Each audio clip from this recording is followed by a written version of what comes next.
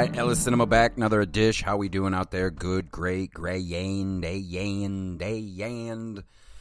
wonderful. As you see on your screen, your dial, however you are choosing to join me today, I know the cast and crew appreciate you. I don't know that I do, because I told you, I don't like doing this show if I'm going to do it alone, but I'm such a fan of our director on this piece that I was going to do it through Hell or High Water. And I initially thought that I was going to ask Jesse V. Johnson, the director of Chief of Station, on the show. And then, I know Jesse's busy, but once I saw he's got 2 more films in pre-production right now, I was just like, fuck, man, I'm not going to bother him. I'm not that guy. I will not hound you if I think that... I just like waiting in the wings and then striking when I feel like it's an opportune time. But because he's always working. He's been averaging 2-3 films a year for, the past 5 to 10. It's unreal how he continues to deliver action thriller after action thriller at such a high level. I mean, it's truly remarkable. In fact, one of his last films came out a few months ago, Boudica. I told Boudica is, I believe, still on Netflix right now, and I messaged him after I watched it. I was like, man, I don't know how you are able to do so much with clearly a shoestring budget, because Boudica doesn't have. I mean, think of like Braveheart money. Like it's a war epic of that scale, right? And I told him, I was like, man, if I had $200 million, I want you to do it again, because I know it would just be fucking fantastic. But I am kind of derailing here, ain't I? I love Jesse. What can I say? Follow. I'm going to follow him until they put me or him in the ground, and I would assume that it's going to be me first. But anyway, so who is in Chief of Station? We got Aaron Eckhart, who plays Ben Malloy. We got Olga Kurylenko, who plays Christina Kowarski. We got Alex Pettyfer, who plays John Brantz. We got Chris Petrovski, who plays Nick. And I have been practicing this name for the last 5-6 hours. You would think that I would probably get it or just do some research. But until this podcast gives me dental, I'm not doing any research. So we also have, all right, bear with me, gang, Laetitia, Eido, Laetitia, Eido, I know that's not, but she plays Farah, who is Ben's wife, Aaron Eckhart's wife. We got Nick Moran. We got Daniel Bernhardt, Nina Bergman, James Faulkner, Jonathan Ajayi, and many, many more. You want to know something that I also love about Jesse so much? Keeping the friends close. I mean, if you've seen any of Jesse's films, a lot of these people that you see in Chief of Station are regulars. And as someone who is a wannabe filmmaker and a fan of film to begin with, listen, make films with your friends, especially now with how crazy it is to make film, TV, everything. I mean, it's just it's a really weird time to be in the arts and entertainment. Would we agree, gang? Would we agree? So a couple other the films that if you guys haven't dug into Jesse's catalog, I mean, I can give you some of the big ones that everybody talks about. What do we got here? We got Savage Dog, Accident Man, The Debt Collector, Triple Threat, Avengement. Avengement is pretty much everybody's go-to. All of these are solid in their own right.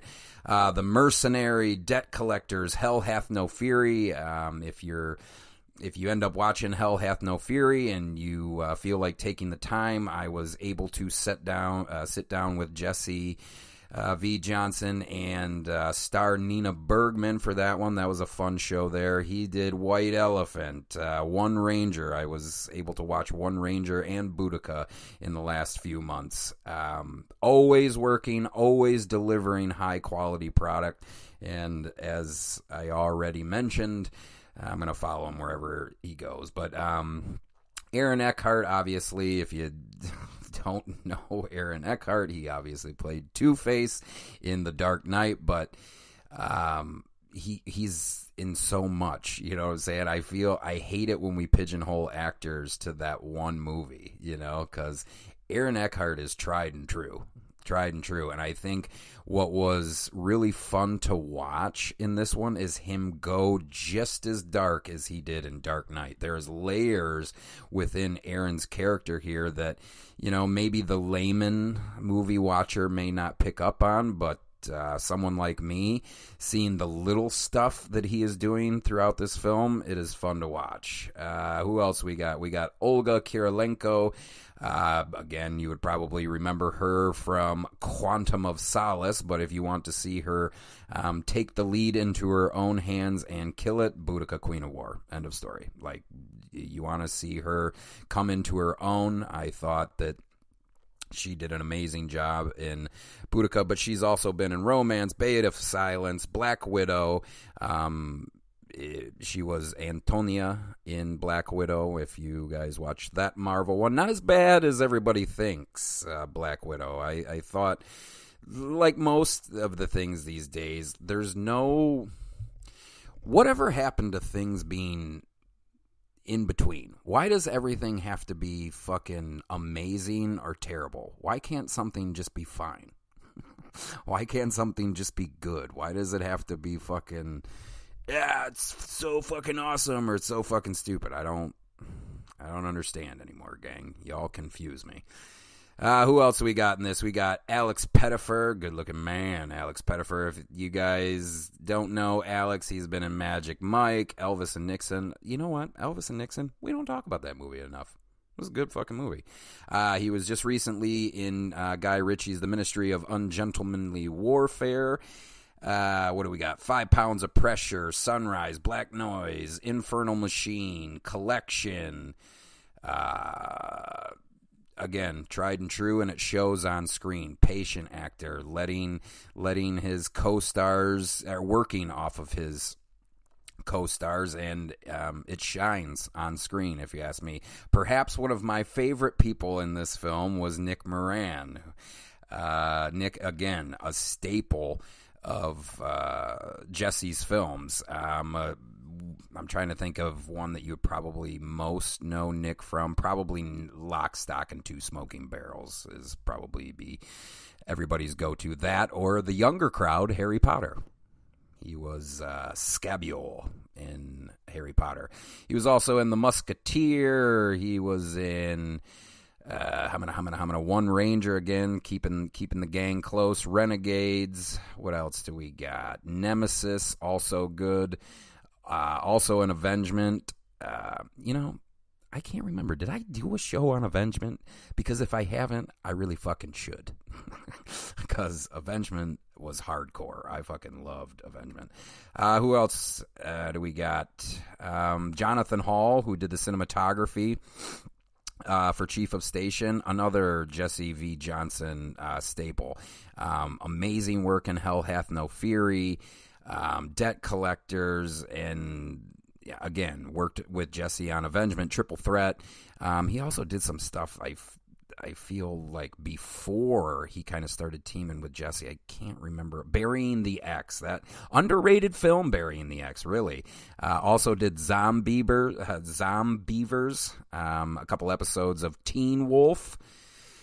I would argue this may be Jonathan's best showing in terms of the images also telling a story without necessarily any dialogue going on. Like I've already mentioned how we have added scale to this film between some of the decisions that Jonathan made while working on this film, and it shows. And I don't think the layman understands just as simple, and this is why I do the show, so I can enlighten you guys. It's a simple drone shot, though. I wish I had Jesse on to see if we did some of those flyby exteriors with a drone or with a heli. I would assume a drone to save money, but you never know. That's why I hate fucking doing this show myself. I want the real answers, gang.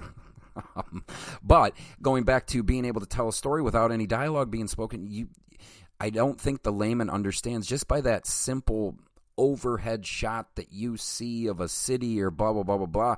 Whether you realize it or not, subconsciously that film just became bigger in your mind. You know what I'm saying? You know, we're not watching phone booth with Colin Farrell. I don't know why I use that as an example. I tried to go from the biggest to the small. Well, everything takes place in the phone booth, if you didn't already know that one. And I really kind of thought he came into his own on this one. I thought he shined in Hell Hath No Fury, but this one feels very refined. Patient, just like everybody else on this one. Patient, working together, and it shows. Another Jesse V. Johnson staple is composer Sean Murray, who I think is fucking fantastic. Avengement, Deep Blue Sea 2. He did music for Call of Duty, Boudica, Soulmates, One Ranger, Gunfight at the Rio Bravo, Hell Hath No Fury, Dead Reckoning, Debt Collectors, The Mercenary, Avengement. I love Jesse for doing this, and I love Sean. That's another thing, too, is a testament to all the people working. They must love each other. Or they must love Jesse. One of the two. Because you don't just continue to sign on doing pieces with these people if, one, you don't trust their artistic vision, and two, if they're piece of shit people.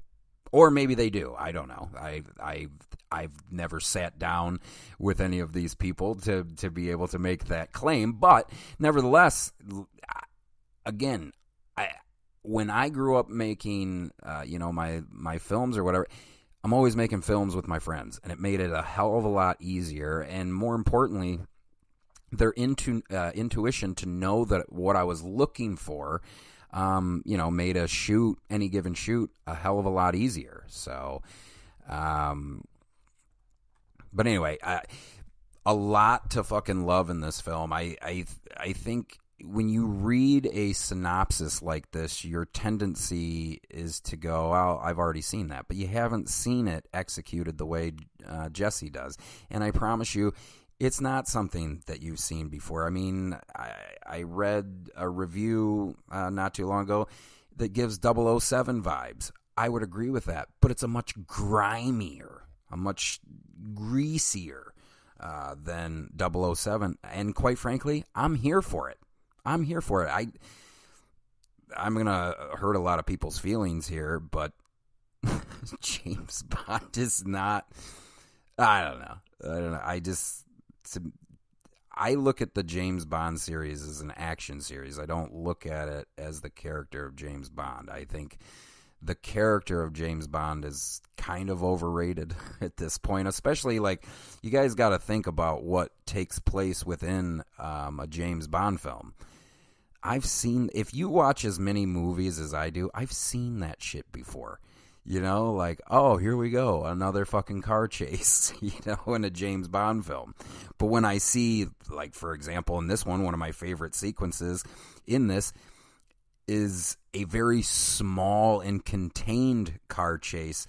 I'm not going to go too much into it because I don't want to ruin the setting that it's in, which is what I think puts it over, the environment that they're in as this takes place. I don't know. Listen, I'm not going to sit here and say that, that James Bond doesn't hold a place in cinema, but I do think people take it way too seriously.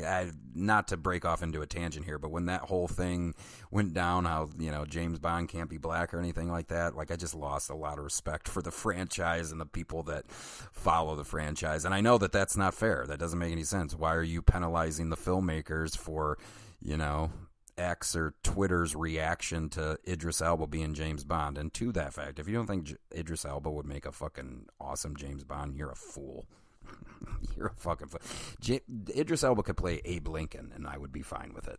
That's how much I don't care about. And everybody was up in arms about a fictitious character. We're not talking about a real person. Anyway, I knew that I was going to go down this road, and I really shouldn't, because at the end of the day, the focus needs to be on Chief of Station, Jesse V. Johnson, Aaron Eckhart, turning in what I think is just as entertaining action thriller is that you can watch. There's no lulls in the story. The pacing on this it's rapid fire. I think some of the fight sequences that you may see with Daniel Bernhardt or even Alex Pettyfer. Good stuff. Really good stuff. Daniel Bernhardt is, in fact, I'll say he's the villain in this. This will be a spoiler. I'm not going to tell you how, but I think my favorite part of the movie is how Daniel goes. I'll just say that. That took me by surprise. Well, there's quite a few things that took me by surprise in this one, but that might have taken the cake. Like, we need more of that in film sometimes. Like, I don't know. Once you see the film, you'll understand what I'm talking about when Karen meets his demise. Cameo by Nina Bergman. Holy shit! Fan's face loosens collar. Fan's face loosens collar. But again, there's no reason that you can't, enjoy this, like, because Daniel Craig's not in it. I would argue to a certain, I would actually, not even to a certain degree, to a full-on degree, that if you, whoever wrote that, I think it was Collider or Deadline or something that compared it to a 007 piece. I'm sorry, but Aaron is way darker than Daniel Craig in this as opposed to a Bond film. And it works, too. I know that we all have seen the tried and true trope of the white man who has had something taken from him, and now he's very upset and is out for vengeance. I don't get tired of watching most films. I never... Listen, gang. One goes back to what I was saying earlier. Not everything has to be the best shit ever or the worst shit ever. But I do not mind seeing tried and true tropes as long as it was executed properly. It's the same ideology I use when people bitch about run times of movies. The one that really got under my skin is, and I am a white man, so I know that this is fucking probably stupid, but listening to all the whites complain about, at least my friends, complain about the runtime of Killers of the Flower Moon. First of all, you need to see that for historical purposes, but thing number two, I understand it's a 3.5-hour runtime, but guess what? It was executed properly. It felt like 2 hours and 10 minutes to me. This film, Chief of Station, felt like an hour to me. Like, if as long as it's executed properly, the beats hit where they're supposed to hit. Just appreciate these people while we have them, gang. Don't dismiss it. Don't dismiss it because it's not fucking Marvel. Don't dismiss it because it's not Fast and the Furious 92, which, to that point, now that I'm thinking about it, you know who should direct Fast and the Furious 92? Jesse V. Johnson, because you would see insanity with what he's been would be able to do with a fucking dollar. Of course, I am not putting Jesse's hat in the ring to direct Fast and the Furious, unless he wanted to, but... Because I would prefer to see stuff like... Are you getting the point that, like, I've had it with car chases? Bringing up my contempt for the Fast and Furious movie. And here's the thing, gang. They have a place in cinema, okay? Like, there's nothing wrong with that. It's just not my style, The older I get, I prefer some mean dialogue over an explosion, which is why I think I like this one so much. It's not saturated with boom, bang, pow. Yes, there are elements in there, but it's used when it should be used. That's what I'm trying to tell you, gang. Stop taking these people for granted, okay? We need to rally behind films like this so that the people involved can make bigger films, Like, I can't tell you how many times I've thought to myself, fuck, what Jesse would be able to do with $250 million. Fuck, it would be a fucking sight to see. But anyway, this is on demand right now.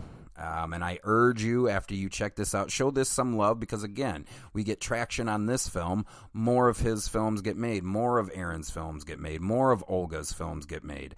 And we get to see, you know, some character acting by Nick Moran and Daniel Bernhardt. And I'm here for it, and I'm going to keep fucking supporting it, because I don't know.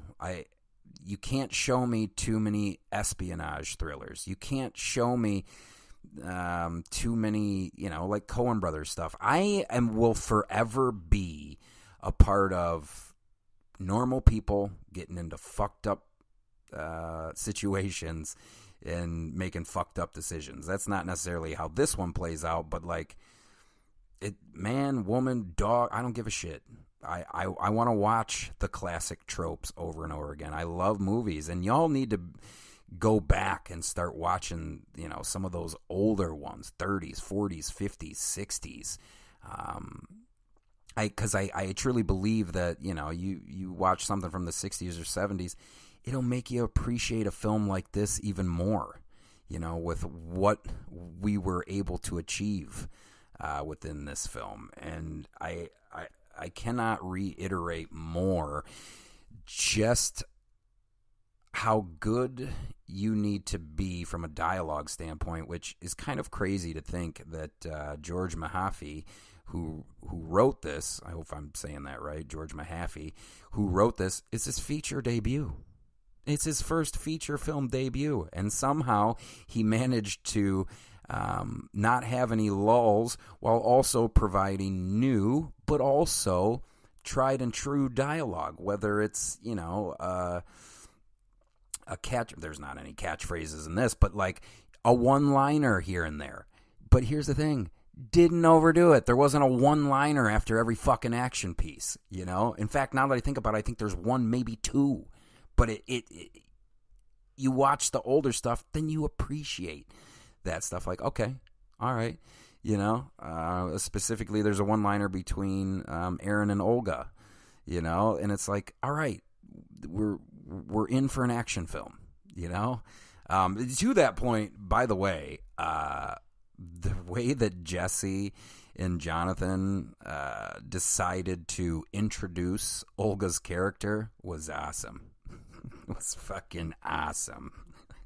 I was honestly getting to the point in the film where I was like, where the fuck is Boudica? Again, it's Olga, but she did play the Queen of War. Where I started asking myself, where the fuck is the Queen of War? And I kid you not, almost on cue, what an entrance, gang. What a fucking entrance. Not a blaze of glory like Farah's exit, but what's a good... If anybody saw the film, they'd probably kind of smirk at that joke. Or maybe they wouldn't. It was a stupid fucking joke. I don't know. Maybe I should do writing for this show, and then it would play better so that I'm not struggling for things to say. Honestly, I only struggle because I try to figure out a way how to say shit, which, albeit not that great, to not spoil anything for you. It's so ingrained in my body that I don't want anything spoiled for me that I'm obsessed with doing it on the show. Like, and again, if you're a first-time listener, this is how bad I am when it comes to trailers and spoilers. If a trailer to a movie starts to play while I'm in the theater, I will get up and walk the fuck out. Like, if I know fucking Tom Hardy is going to be in it, all right, I'm getting the fuck out. I don't need, I just know that he's in it. I don't need my arm twisted to go see it. You know? It's the same with Jesse. If a trailer to Jesse's movie started to play, I'm walking the fuck out.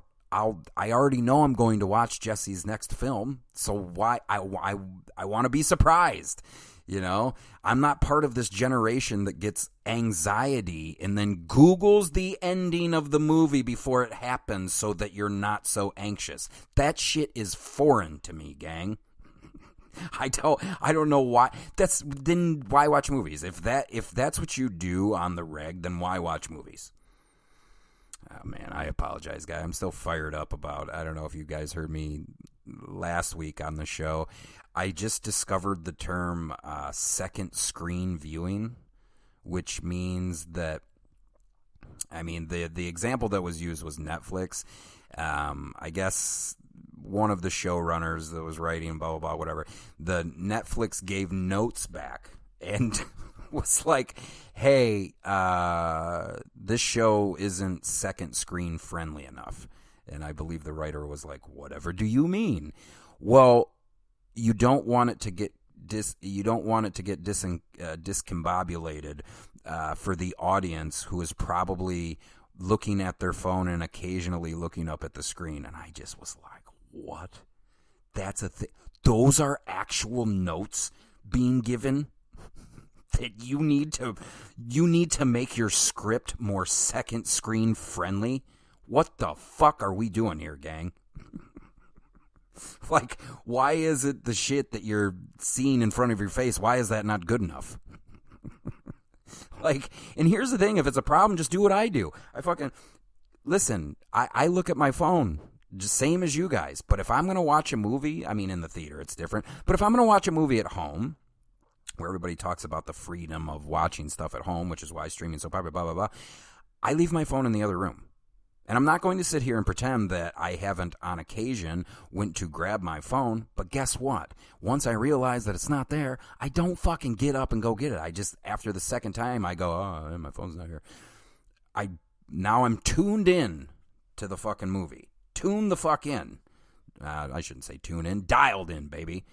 Just like Jesse was in creating yet another high-level, well-executed action thriller. And as long as he keeps making them, I'm going to keep paying to see them. And I think that you should too, because we're not talking about Sharknado here, okay? We're talking about a cast and crew that is very good at what they do. Not one person, there's not one weak link in this fucking movie, and that includes, you know, some of the D, E, F characters that we have in this. Everybody's showing up to play. So, fuck. You need to see Chief of Station, which is on demand now. No excuses.